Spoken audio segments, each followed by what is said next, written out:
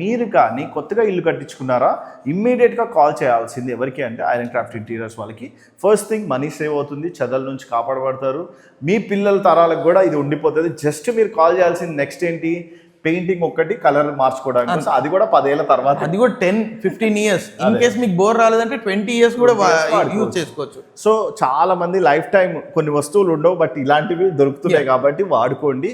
ఎందుకంటే ఇల్లు కట్టుకునేది ఒకేసారి అండ్ ప్రాపర్ దాని మీద ఇన్వెస్ట్ చేయడం వల్ల కూడా బెనిఫిట్ అవుతుంది.